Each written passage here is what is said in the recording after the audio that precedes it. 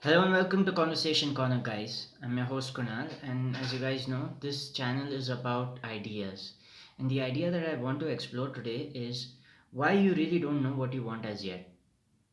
It's interesting because society expects us to have a lot of stuff figured out by a certain age, and if we don't think that, or if we show that we don't know what we want by a certain age, we're deemed kind of social misfits.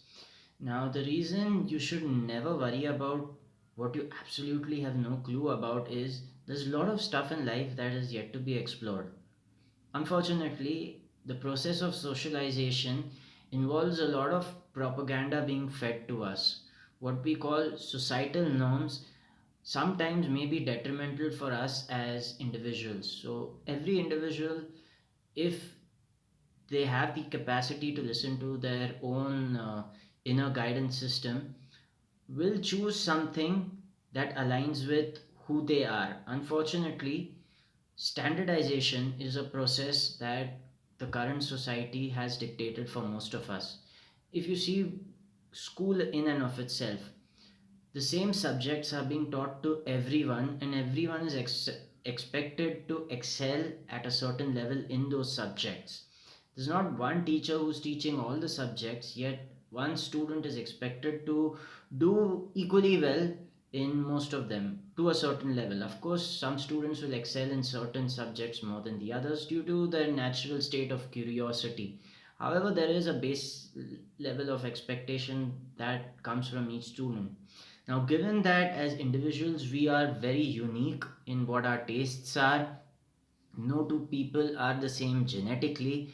What really draws us in life is definitely going to be something different. Some people enjoy listening to music, some people enjoy going for long walks, some people like meeting new people, some people love going to parties. There's a whole lot of stuff each person enjoys, and no two people are the same. Now, the reason you really don't know what you want as yet from life is there are things that have been unexplored by you. There is a lot of stuff that has yet to be covered by you. There is terrain that you have not explored.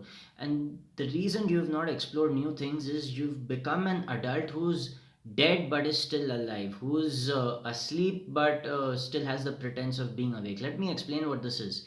As you proceed from a kid to an adolescent to an adult, there is a huge learning curve that you must go through. If you've ever seen a kid who's absolutely fascinated with everything that surrounds him, he's even fascinated with the blades of grass, he's fascinated with flowers or the butterflies, and he looks at it as if he were looking at something marvelous. The reason for that is the kid is not weighed down by baggage.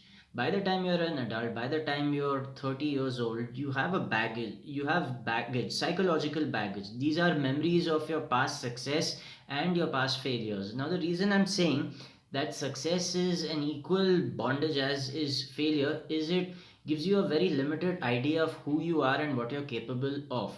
If you succeed in one sphere, you may believe that you're destined to just work in this particular sphere and you might not want to try new things in life. On the other hand, if you've experienced a lot of failure in your life, you really don't want to do anything new because you know how heavy it feels on you to try something, to have hope come from within you, to be excited, and to have all that crashed by failure. This is how it feels initially when you are filled with excitement and enthusiasm from the very nature of your being, and you put in all effort that it takes to become good at what you want, to achieve what you want, and you still don't get what you want. It doesn't really feel good. Now, when that sensation hits you for the first time, it creates an impression in your mind of a failure, and that really dampens your spirit to a large extent.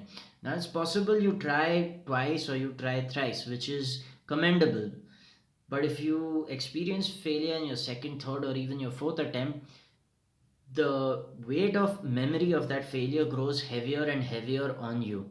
And this is what creates memories or psychological baggage, if I would say it correctly.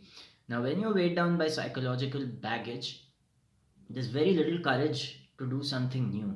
And when you don't do something new, you can't have a full idea of all that is it that you want. You have no clue of what your possibilities in life are, and hence you have pigeonholed yourself into a certain thought process, and breaking out of that is extremely hard, right? You become very unflexible, if that's a word, or sorry, that's not a word, the word is rigid. You become quite rigid as time passes, and your inability to experiment with something new is what brings you long term pain. So this is not a shock of, let's say, 100 volts felt at one point in time, but it's a slow degradation over time, which I believe someone called suicide in installments, which is not a really nice way to live. So if you feel that at this point in time in your life you still don't know who you are or what you want, that is a blessing in and of itself, because now you have the possibility to explore that. When you had absolute certainty of who you were and what you wanted, you shut down the possibility of what you could be. So don't take this in a very morose or negative way. Take this as an opportunity to learn and explore something new, and don't expect immediate results from it. When I started learning Spanish, for example, I was extremely enthusiastic in the beginning. I was excited that I was going to learn a new language. I was excited that I could listen to my favorite Spanish songs. Now, at the A1 stage, which is the beginner stage, it was true. I was thoroughly excited. I was happy that I was learning a lot of new things. But then came the B1 or the intermediate stage, where you don't make as much progress, and the progress at the intermediate stage is very slow, and at some point in time you feel like you're stuck. You think you've plateaued, though you are making progress but quite slowly. This is where most of us need to stick to what we want to do.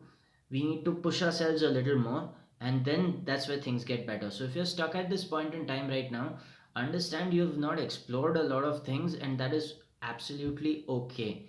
Society wants you to run on their timelines, but you're an individual. Your purpose is not to serve society, your purpose is to know who you are and live life according to what your nature is. If you can resist the temptation of societal pressure on you, you'll flourish as an individual. But that takes a bit of courage, and that takes a bit of the stomach to deal with the uncertainty and discomfort that comes with it. So I hope you're able to gather some value from what I just said. And if you have any opinions of your own, I would be more than happy to read that in the comments section. Thank you for watching my video, and I'll talk to you soon.